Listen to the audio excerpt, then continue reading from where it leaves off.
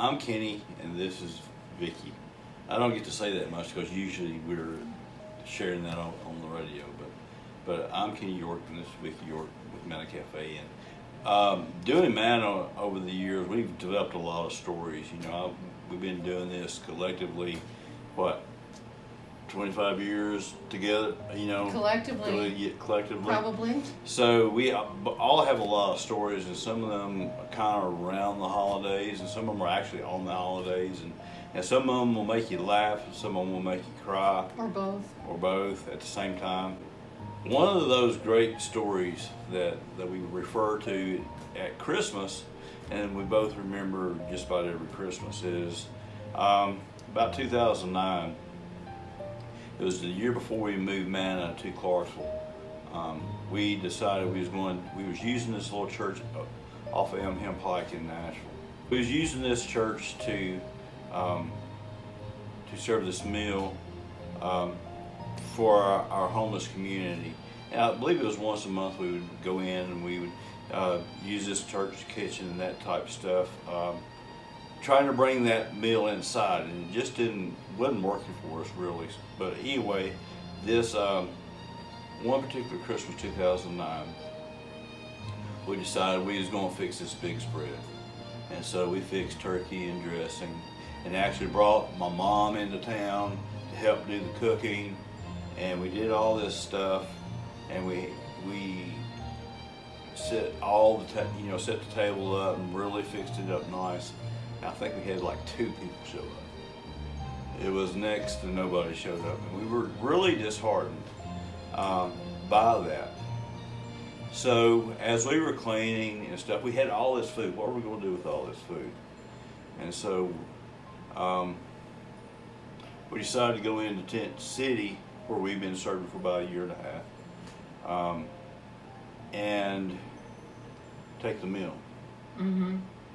For anybody who doesn't know, Tent City was a community of homeless people under one of the biggest interstate exchanges in Nashville. And you could drive on that interstate and be clueless that this was down there in kind of a woodsy part next to the river.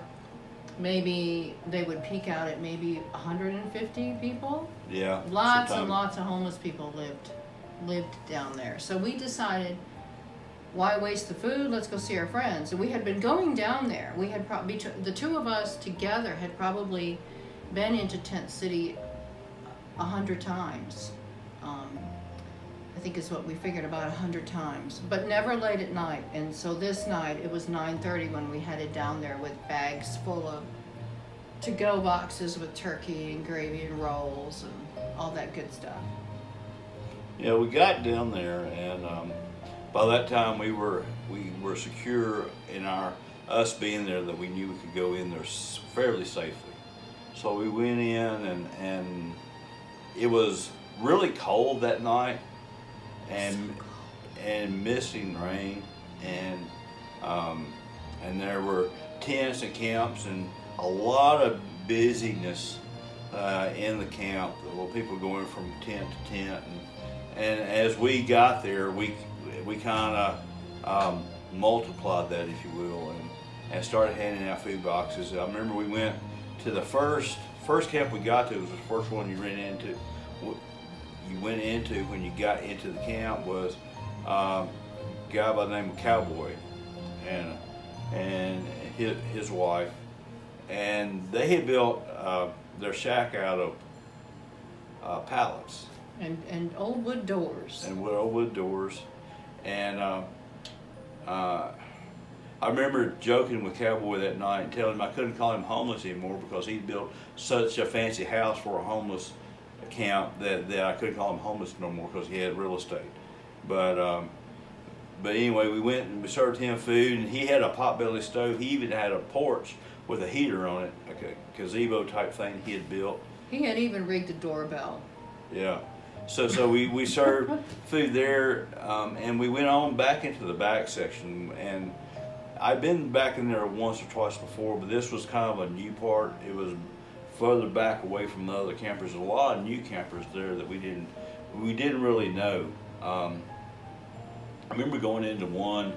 A lot of times the tents would be under one tarp. They'd have several tents under one tarp. So I remember going into this certain camp, and I remember the fire being so big. They didn't have, a lot of them had potbelly stoves that they made out of barrels.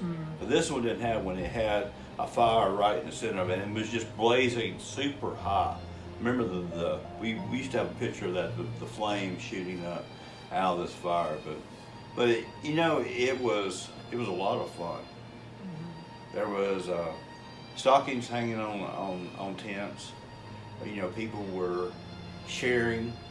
We bring food. So I just ate, but Grubby Howard over here, he needs, and Grubby Howard always wanted chocolate cake, by the way, or chocolate chip cookies. And so there was all this relationship.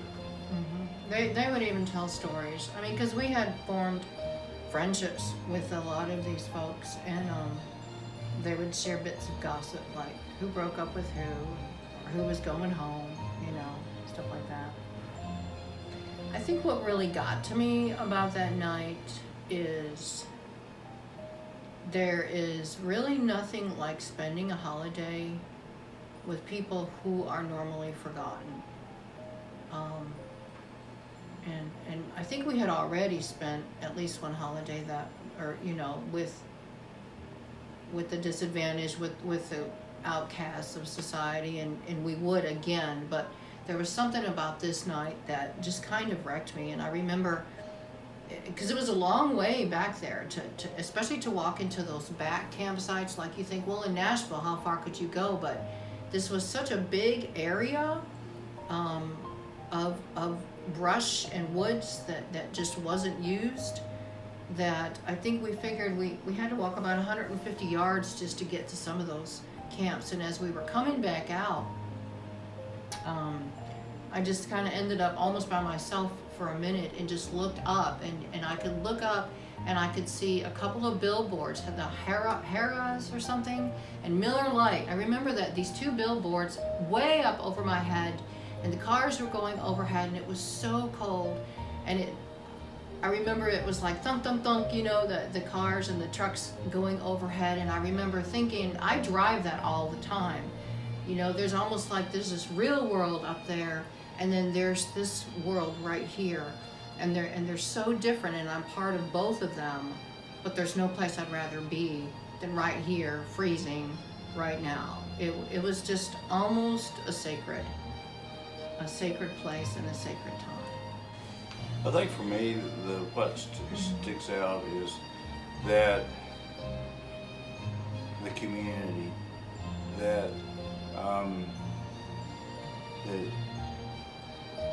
even in a homeless camp, there's community, and there's a sense of friendship and joy during the holidays, and to share something with someone when it's the only thing they're probably going to receive for Christmas, or the only thing that they're going to do, and to see the joy on their face is just life-changing. Well, thank you so much for letting us share our story with you, and this is a good time to say Merry Christmas, and thank you to our donors, our supporters, our volunteers, our staff, our whole Manna family, which includes everyone who's ever been a part, either through volunteerism or donations. We just love you so much. We can't do this without you, and Merry Christmas. And ho, ho, ho, Merry Christmas!